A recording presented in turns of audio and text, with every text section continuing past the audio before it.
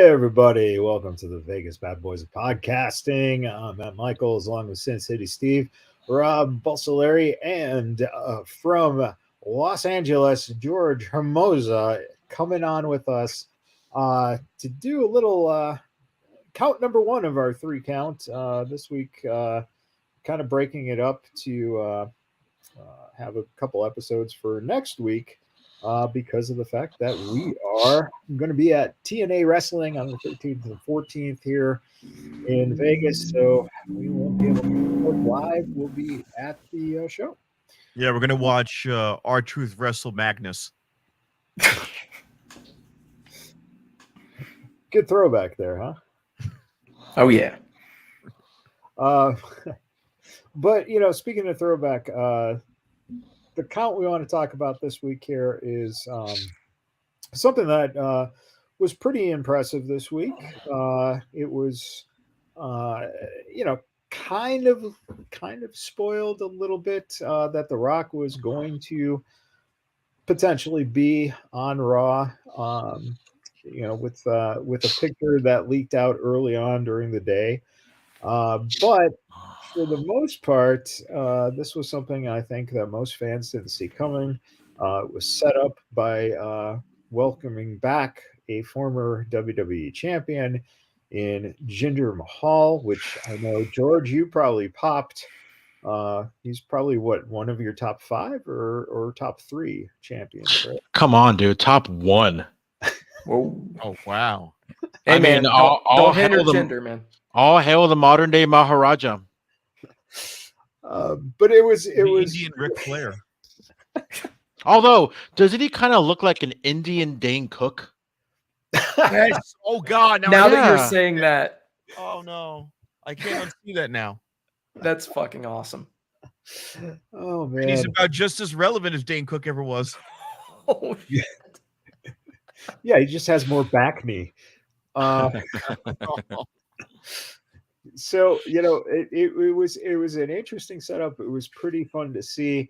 So let me. I'm still pushing for Jinder from Tinder. Is what Travis weighed in with. Boy, That'd be a freaky first date. Yeah.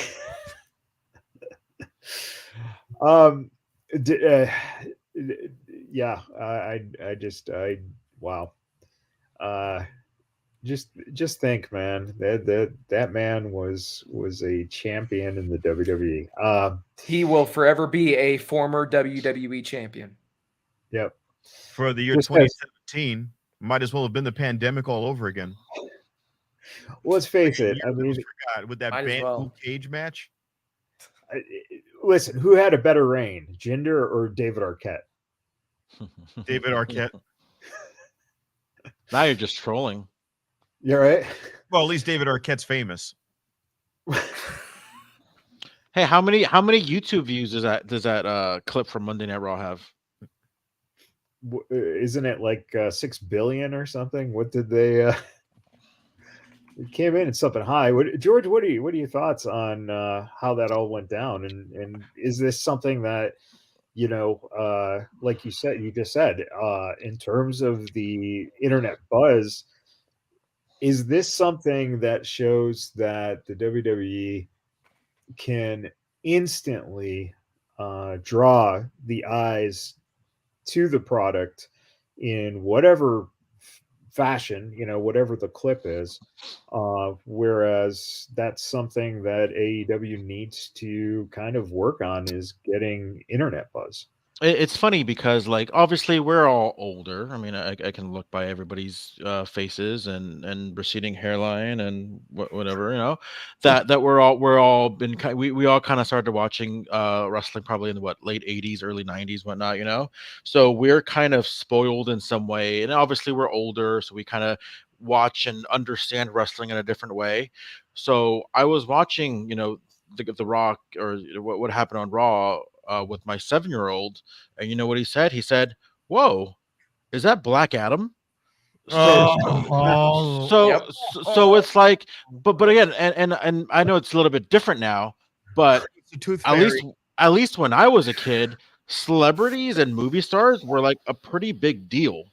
So Right. for them to show up on, oh my God, Willie Nelson's going to be at WrestleMania 7. Oh my God, Jonathan Taylor Thomas is going to be the special belt keeper at WrestleMania 11. Oh my God, like that's so Jonathan Taylor Thomas. That was the thing. yeah. Oh, yeah. 2011, it was like Nicholas Turturro from NYPD Blue, Jonathan Taylor Thomas, Pamela Anderson, Jenny McCarthy. Come on. Yeah. But yeah, it was a big thing for celebrities to be at a WrestleMania. The year before, they had like Burt Reynolds and Rhonda Shear, whatever. Look it up. But again, going back to it, it's kind of a big deal for for maybe guys that or people that don't know that The Rock, he was a major guy in the WWF, WWE. So for now, this new generation of people seeing that, oh my God, like there's this big time movie star going to the WWE. That's pretty freaking cool. And now this new generation of fans might come on to watch WWE just because of that. With that said, absolutely hated the promo up until the last 30 seconds, just because, and I get it, it's all about the greatest hits, but we saw this promo already with the Austin Theory thing a couple months ago on SmackDown. Just insert another guy here with the crowd. Oh, this crowd, this side of the crowd chant this, and then that side of the crowd chant that. I get it. It's That's cool. not even his best work. I didn't even like that. Like, yeah, it's cool. I get it. Greatest hits. People are gonna pop. But again, I think the promo really meant nothing up until the last 30 seconds of it, and I think the delivery of that head of the table quip was flat out genius, because I had no idea where he was going up until he said what he said. Yeah, it was a smart way to just kind of get to it with that feel of normalcy, right? Okay, we get this, we get that. Whoa. Mm-hmm. Did he just do what we think he just did? I thought he was going to drop like a Poontang Pie joke or something. Can't do that anymore. The Rock is about 7 years away from doing AARP commercials, so he's not going to be doing Poontang Pie. Hi, my name is Dwayne Johnson, and I just got this letter in the mail. He'll be doing those new Gen X commercials. Right, yeah. Right along with Frank And your Thomas. lady's going to love it too. So here's the thing, and Steve, why don't you weigh in on this? It was a setup. What possibly do we get if Cody is going for the finish of the story, and now The Rock wants to be head of the table? Yep. What the fuck's gonna happen, dude? So here's the thing, and I don't know whether they're going to go down this route, but if you look at historically what they've done at the WrestleMania 20, 30, and 40 cards, those shows have had a three-way. Sure. 20, obviously, you had He Who Shall Not Be Named in the match against Triple H and Shawn Michaels. And then WrestleMania 30, you had Daniel Bryan, Batista, and Randy Orton. I can't believe that was 10 years ago already. It's nuts. Right? It's nuts. Do they do Cody, Roman, and The Rock? Right. It's not out of the realm of possibility. And that way you could build up the match. Because the biggest thing for WWE is going to be the revenue generation aspect of it. When you've got the capability of, a $20 million or more revenue stream, dude, why not load up your biggest show of the year? Why not? Absolutely. So, it would make sense. They could, yep. And Travis brings up a great point too. Yoko versus Luger and Hart. I mean, it wouldn't surprise me whatsoever if they just say, fuck it, and we're going to have a three-way, and that's how it's going to go. Plus, you could even have Cody pin The Rock. That finishes the story. That gets the title off Roman. He didn't get beat for the title, and then you can run it back with Rock versus Roman one-on-one, while also spiraling the title out away from Roman completely. All right. So If you do it that way, Cody also gets to say he beats the family. He beats the bloodline. Absolutely. okay, but that's exactly what I'm gonna come at you, Rob, with, because I know this is just gonna make you mad if they did this. And that is, what if The Rock ended up doing a swerve in that match and basically rock bottoming Cody and letting Roman pin him, and Roman keeps the belt? I don't think they would do that. I don't think they would do that. That would be something, though. That would be something. Because here's the thing. Dwayne Johnson doesn't need the money. No. His movies are mediocre. Doesn't matter. His movies are good. Doesn't matter. Doesn't matter. He doesn't need the money. But he also doesn't want to be pinned, and he doesn't want to, bow to somebody else. But he doesn't get pinned. He's the one who created the pin for Roman, and he's passing the torch and saying, "You are the all head right, of this all right, Roman." fair enough. So, but here's the thing.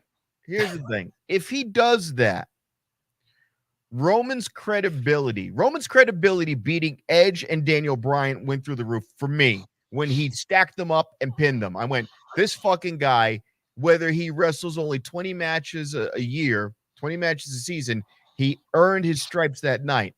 If The Rock has to do it again, remember when The Rock did that 5 years ago and they booed him and The Rock? And The Rock was like, giving the people's eyebrow, not ironically this time. He was pissed because he's like, I just put my name behind this guy and you're booing me now.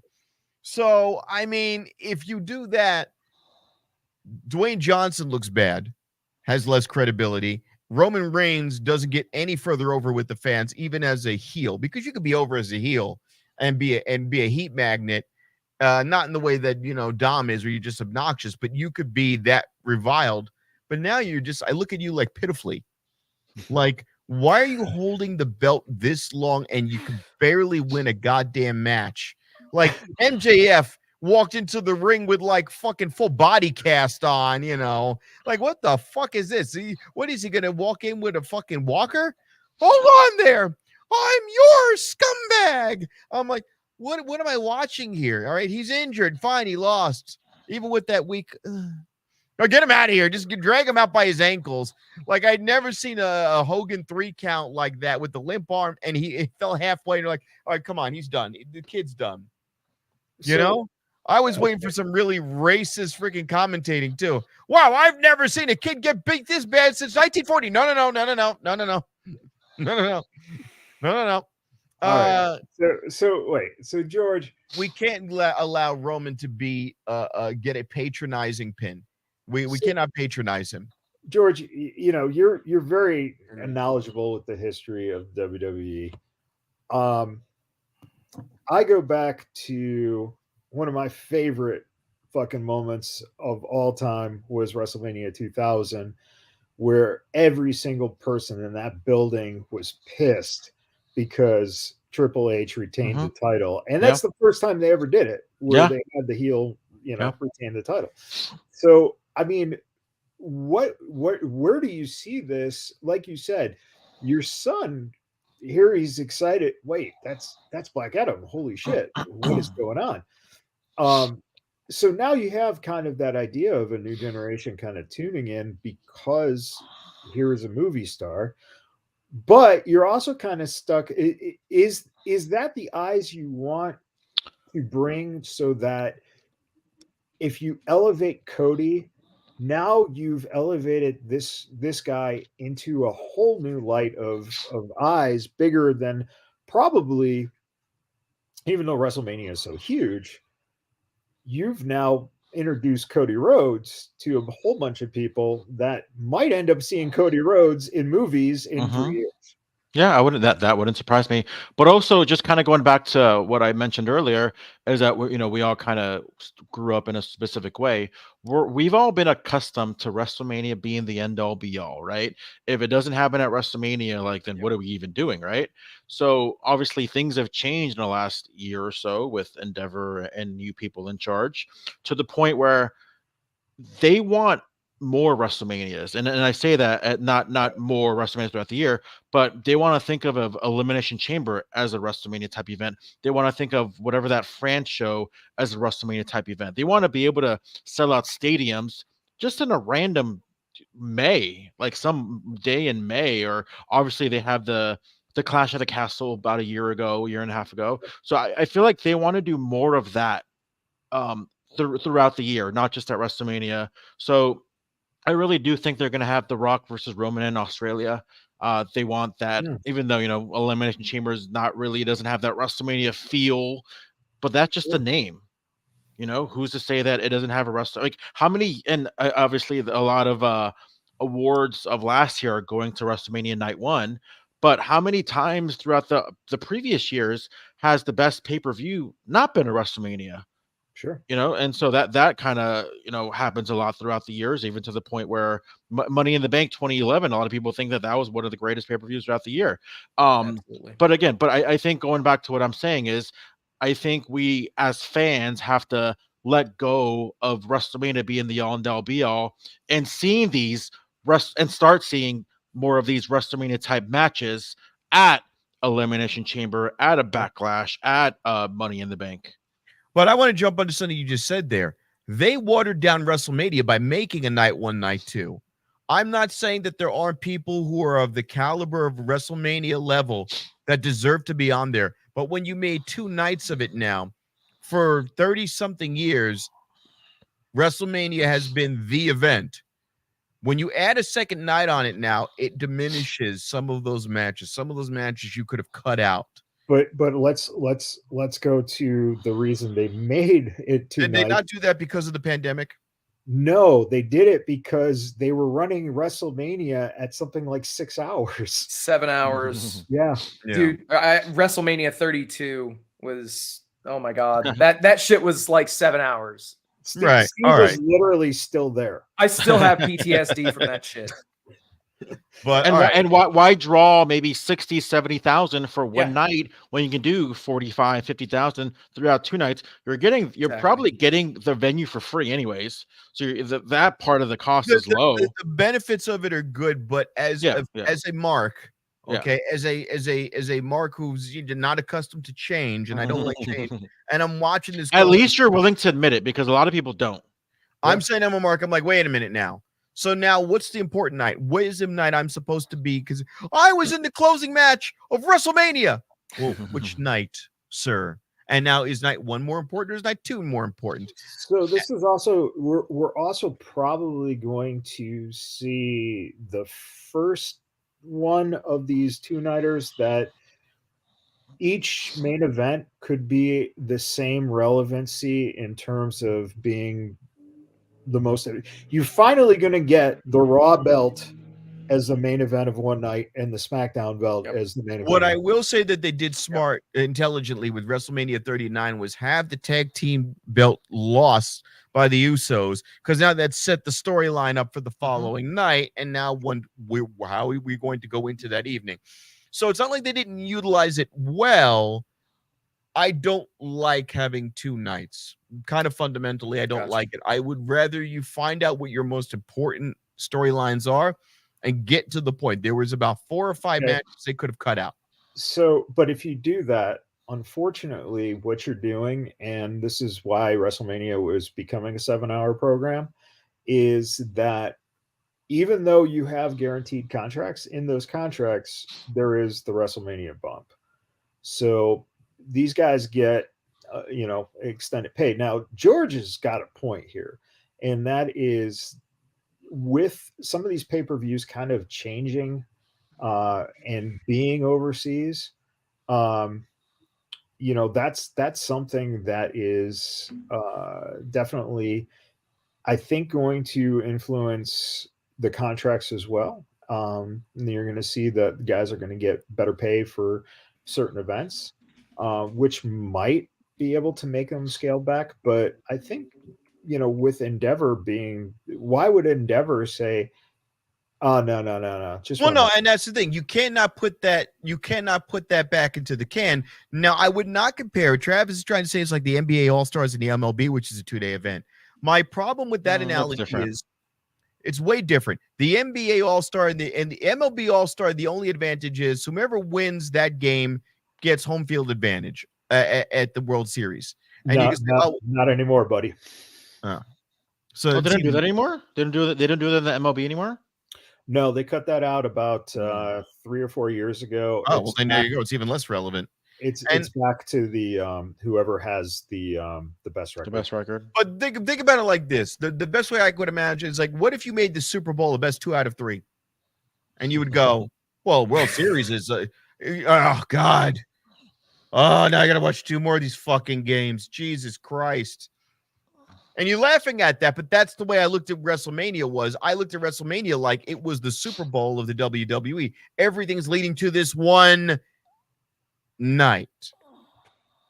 But now just one. You can look at it as everything leading up to one weekend. Yeah, it doesn't hit the same. And the home run derby actually, has no what? George just made a fucking great point. Not even one weekend, one fucking full week now. Yeah.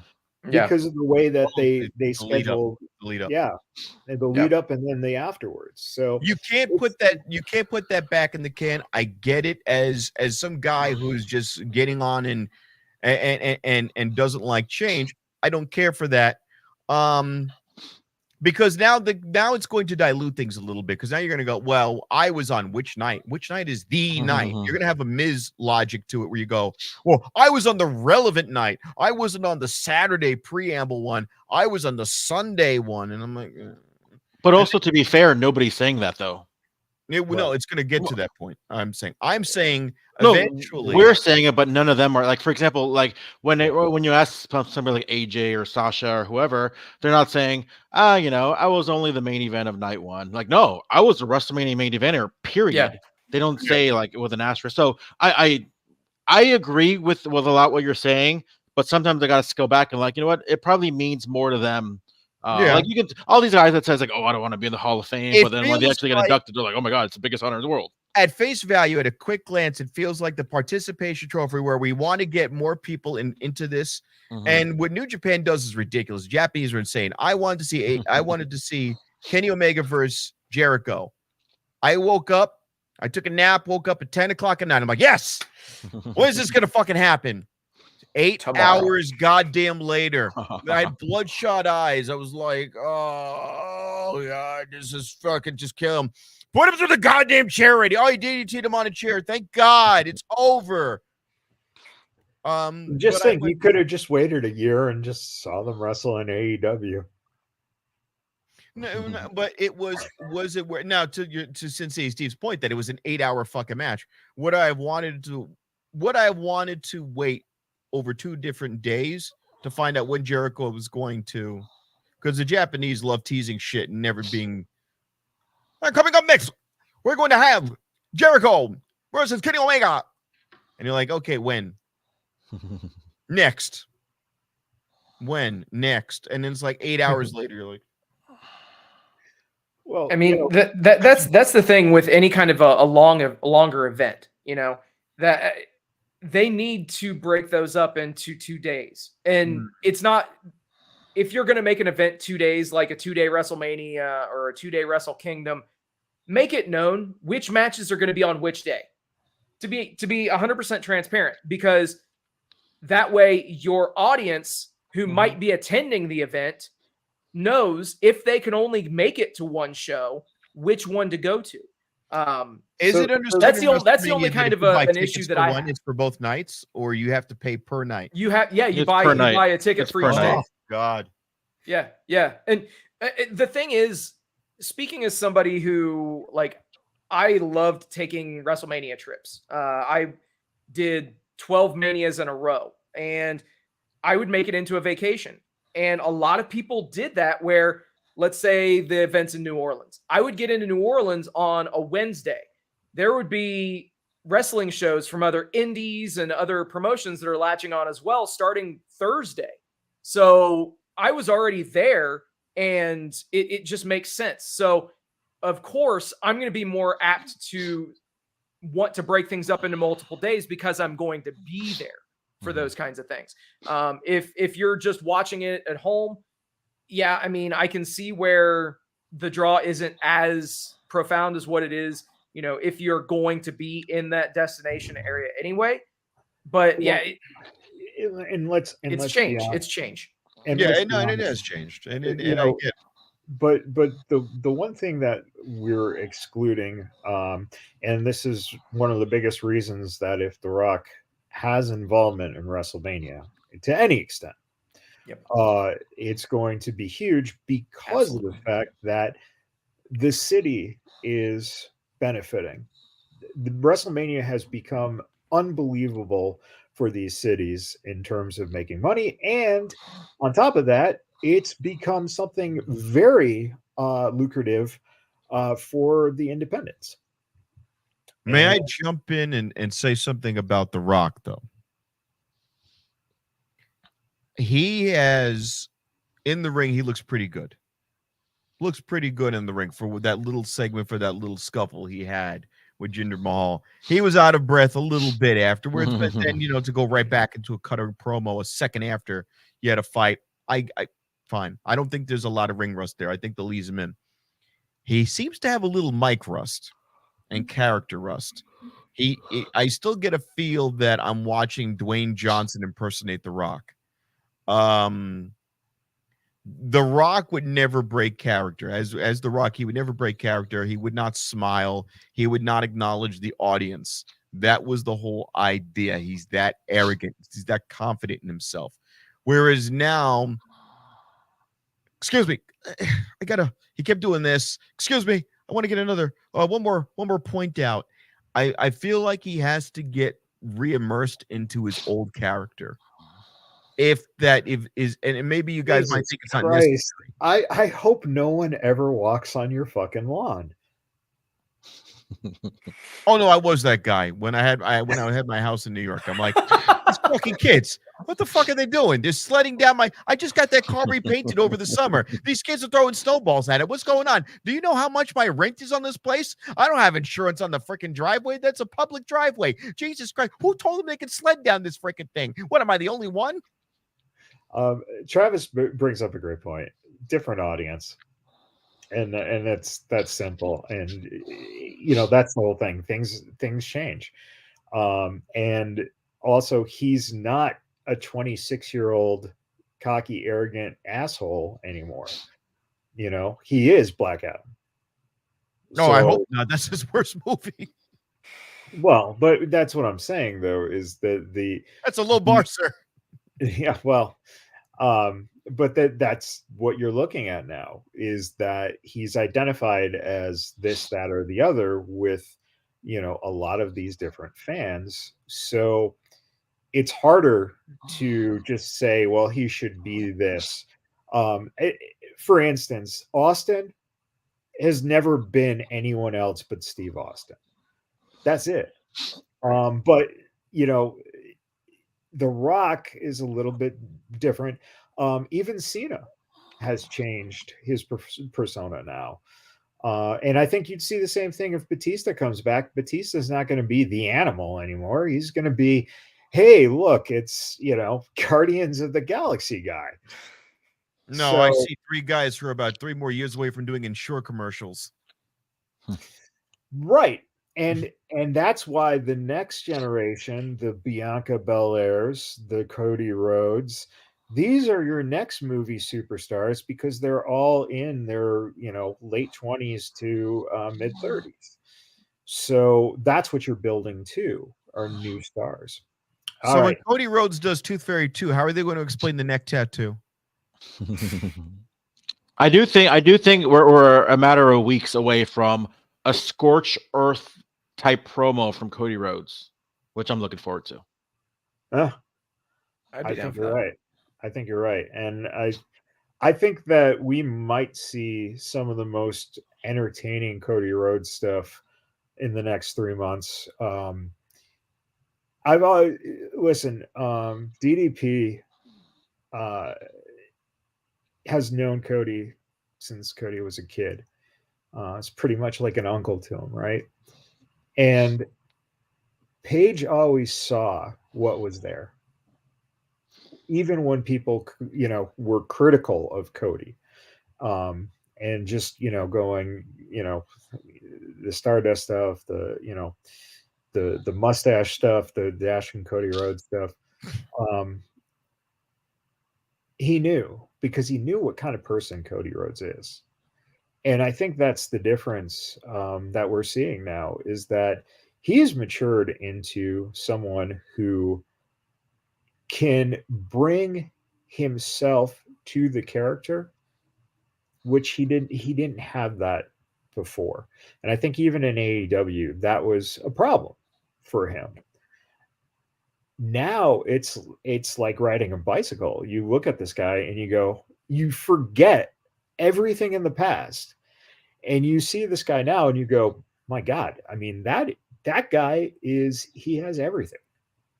He was very close in AEW, but he became stale because he was not allowed to be anything but the face, and he started crushing guys and screwing up some of his storylines. He needed to lose a few more times in AEW, and that stipulation with the belt where he couldn't, wrestle for the belt, he cut himself off at the knees. Yep. Completely agreed. There's no doubt. He should have had the belt before MJF. And allowed himself like 6 or 7 months to be a champion. Right. And then he could have passed the torch to MJF, etc. Sure. There wouldn't have been a sin. So, I mean, there's no doubt, but I think you're seeing the difference in terms of what the company is, in terms of now that Vince is out. You're seeing for now, let's face it, if Vince ever comes back, it's just because of the fact that he literally made a deal with the devil. And what did they do to Walt Disney? I want to get back in. And can you imagine if he does come back, he's gonna be like, where the hell is where's Kevin Dunn? Like, that's a great way to end it, because count number 2 is going to be about the departing Kevin Dunn and the WWE, saying goodbye to some of their older people who established the product over the years. So tune in if you're listening on the podcast apps. You can tune in on Monday the 15th. We will have that one up.